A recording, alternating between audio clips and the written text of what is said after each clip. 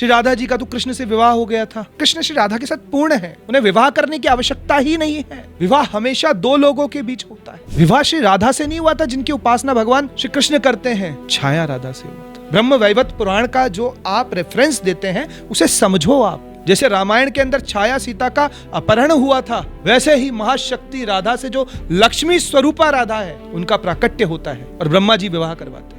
बाकी जो आदि शक्ति पूर्ण स्वरूपा जो कृष्ण की आराध्या है वह राधा दूसरी है, वह श्री राधा का विवाह नहीं होता। वह और श्री कृष्ण तो दोनों एक ही है। भक्ति मार्ग के अंदर और आज के समय के अंदर जो सबसे ज्यादा संशय मनुष्य को होता है, और ये संशय इसलिए होता है क्योंकि अन्य मत अलग अलग बातें जीव के बीच आकर करते हैं, अलग अलग मार्ग उसे परमात्मा तक पहुंचने के बताते हैं। तो जीव का आज बहुत बड़ा संशय अवतारों को लेकर होता है कि आखिर अवतारों का नाम लें या ना लें, पूजा करें या ना करें। और आजकल के युवाओं में भी हम देखें तो वो इस बात का कई बार संशय उठाते हैं, प्रश्न करते हैं कि क्या राम भगवान थे, क्या कृष्ण भगवान थे? राम की कथा को सुनने से क्या होगा, कृष्ण की कथा को सुनने से क्या होगा, क्या सामान्य राजा की कथा सुनने से मनुष्य का उद्धार हो जाएगा? ये कई बार संशय सबके दिमाग में आता है कि मैं भगवान की कथा सुन रहा हूं जिसमें भगवान का राज्य अभिषेक हो रहा है, उन्हें वनवास मिल रहा है, उनका विवाह हो रहा है, उनके शत्रुओं से लड़ना पड़ रहा है, राम सेतु बनाना पड़ रहा है, तरह तरह के कार्य भगवान के द्वारा मानव के तरह ही किए जा रहे हैं। तो फिर उनकी कथा से जीव का उद्धार कैसे हो सकता है? तो यह संशय आना स्वाभाविक भी है कि जब तक सदगुरु नहीं समझा देगा, जब तक संत महात्मा नहीं समझा देंगे मनुष्य को उसका महत्व, तब तक मनुष्य का उनकी कथा में मन लगना संभव नहीं हो पाएगा। या फिर सिर्फ इतना कहता रहना कि सिर्फ तुम तो कथा सुनो कथा सुनो कथा सुनो, नहीं, हमें महत्व को भी बताना चाहिए, फलश्रुति को भी बताना चाहिए।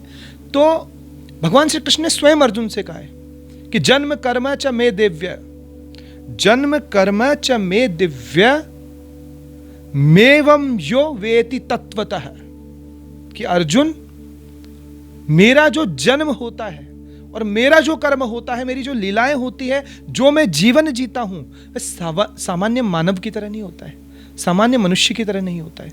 वह कैसा होता है? दिव्य होता है। मनुष्य सामान्य जीवन जीता है लेकिन परमात्मा कभी सामान्य जीवन नहीं जीता। कैसे कैसे नहीं जीता?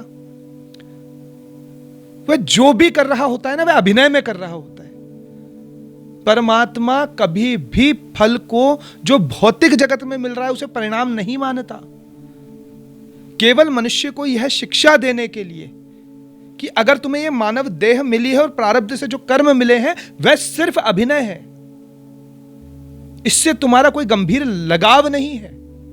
यह शिक्षा देने के लिए परमात्मा अवतार लेता है। और परमात्मा की कथा हमें बार बार यही याद दिलाती है। सीता का हरण होना क्या वास्तविक घटना है? क्या सीता का कभी हरण हुआ है? नहीं हुआ। जब रामचरितमानस के अंदर यह बात लिखी हुई है कि छाया सीता जो मुख्य परब्रह्म अधिष्ठात्री भगवती सीता है, वह तो अग्नि में प्रवेश कर गई, बाद में छाया सीता बनाई और छाया सीता का अपहरण हुआ और छाया सीता को मुक्त करवाने के लिए भगवान ने रावण से युद्ध किया, बुराई का अंत किया, एक अच्छा संदेश पूरे संसार को दिया। अब छाया सीता कौन है हमारे जीवन के अंदर? हमारा मन और हमारी कल्पनाएं जो है नहीं लेकिन छाया रूप में हमें दिखाई देती है। और वही सोने के मृग के पीछे जाने की लालसा करती है। जो पूर्ण रूप आत्मा है ना, जो स्वरूप है ना, वह कभी भी सोने के मृग के पीछे जाने की लालसा नहीं करेगा।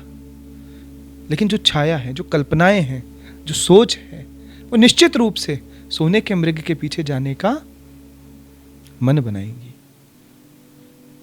फिर क्या होता है? हरण हो जाता है। किससे? रावण रूपी विकार से। रावण रूपी विकार जिसमें क्रोध है, लोभ है, मोह है, वह हरण कर लेता है।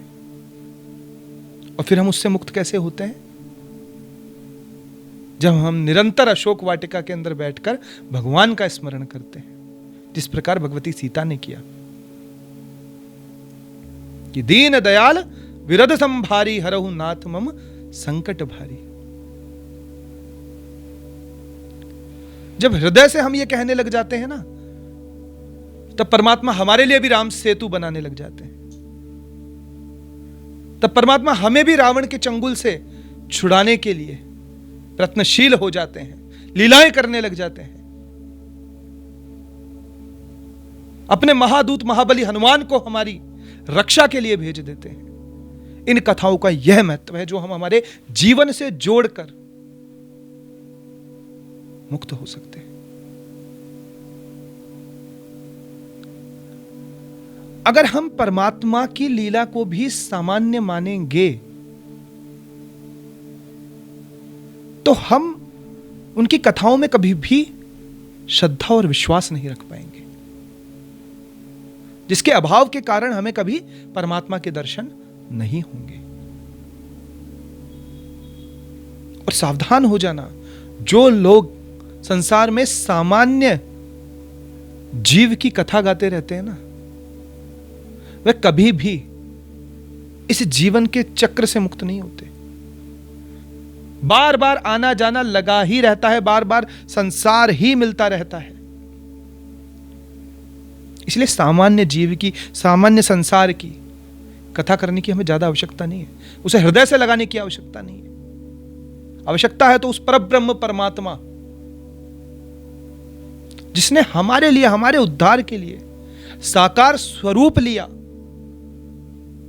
हम सबको भक्ति का आधार दिया, हमें अपने रूप लीला धाम और नाम से जोड़ा, हमारा परिचय कराया, ताकि यह दुर्गम मार्ग सुगम हो जाए। भगवान के स्वरूप का ध्यान करते हुए, उनकी लीलाओं का ध्यान करते हुए, उनकी कथाओं का ध्यान करते हुए मनुष्य आसानी से इस माया रूपी संसार से अपने मन को हटा ले और उनके चरणों में समर्पित कर दे। लेकिन हम विवादों में पड़ जाते हैं, हम कथा में भी एक नई कथा जोड़ देते हैं। जब हम श्री राधा तत्व पर बोलते हैं तो लोग अलग अलग कहानी लेकर हमारे पास आते हैं कि श्री राधा जी का तो कृष्ण से विवाह हो गया था। विवाह श्री राधा से नहीं हुआ था जिनकी उपासना भगवान श्री कृष्ण करते हैं, छाया राधा से हुआ था। जैसे रामायण के अंदर छाया सीता का अपहरण हुआ था, वैसे ही महाशक्ति राधा से, जो लक्ष्मी स्वरूपा राधा है, उनका प्राकट्य होता है और ब्रह्मा जी विवाह करवाते हैं। बाकी जो आदि शक्ति पूर्ण स्वरूपा जो कृष्ण की आराध्या है, वह राधा दूसरी है। जिस प्रकार जानकी जी अग्नि में प्रवेश कर गई थी, वैसे ही भगवान श्री कृष्ण के अंदर वह राधा प्रवेश कर गई थी। और भगवान श्री कृष्ण ने उन भगवती राधा की शक्ति से ही अपनी सारी लीलाएं की है। चाहे बंशी बजाना हो, चाहे रास लीला हो, चाहे कंसवध हो, चाहे गीता सुनानी हो, चाहे गोवर्धन उठाना हो। क्या बिना राधा के कृष्ण की लीलाएं पूर्ण हैं? नहीं है, क्योंकि शक्ति ब्रह्म से अलग नहीं हो सकती और ब्रह्म शक्ति से अलग नहीं हो सकता। जब दोनों मिलते हैं तभी जाकर वह पूर्ण ब्रह्म परमात्मा बनता है और वह ईश्वर जैसी लीलाएं हम सबके समक्ष कर सकता है। ब्रह्म तो हम सभी के भीतर दृष्टा बनकर बैठा है, लेकिन जब प्रेम रूपी शक्ति उससे नहीं मिलेगी जब तक, तब तक वह चमत्कार करने में असमर्थ है। तब तक इस भौतिकता से परे जाने में असमर्थ है। तो भौतिक की जो लीलाएं हो रही है ना, वह छाया शरीर के माध्यम से, क्योंकि छाया मन है। और भगवान श्री कृष्ण श्री राधा के साथ पूर्ण है, उन्हें विवाह करने की आवश्यकता ही नहीं है। विवाह हमेशा दो लोगों के बीच होता है। इसीलिए जो ब्रह्मा के साथ श्री राधा जी के विवाह का प्रसंग आप सब कहते हैं, सुनते हैं, ब्रह्म वैवर्त पुराण का जो आप रेफरेंस देते हैं, उसे समझो आप। वह छाया राधा है जो गोपी स्वरूप के अंदर भगवान श्री कृष्ण से लक्ष्मी स्वरूप अंश गोपी बनकर आता है और भगवान श्री कृष्ण से ब्रह्मा जी उनका विवाह करवाते हैं। पूर्ण ब्रह्म परमात्मा जो आदि शक्ति है, जिनके अंश से अनेकानेक शक्ति उत्पन्न हुई है, वह श्री राधा का विवाह नहीं होता। वह और श्री कृष्ण तो दोनों एक ही हैं, और वही युगल स्वरूप भगवान श्री कृष्ण के पूरे अवतार लीलाओं का आधार है। इस बात को हमें समझ लेना चाहिए ताकि हमारी भक्ति और सरल हो जाए, हम स्वरूप का ध्यान कर पाए, उस स्वरूप के तत्व को समझ पाए, ना अपितु हम इस झगड़े में, इस बहस में पड़े कि भगवान की लीला में तो ऐसा हो गया था, भगवान की लीला में तो वैसा। सब अभिनय, भगवान ने जो भी संसार में आकर किया सब अभिनय। किसको मार रहे हो? रावण को। रावण कौन है? जय विजय। रावण कुंभकर्ण कौन है? जय विजय भगवान के पार्षद।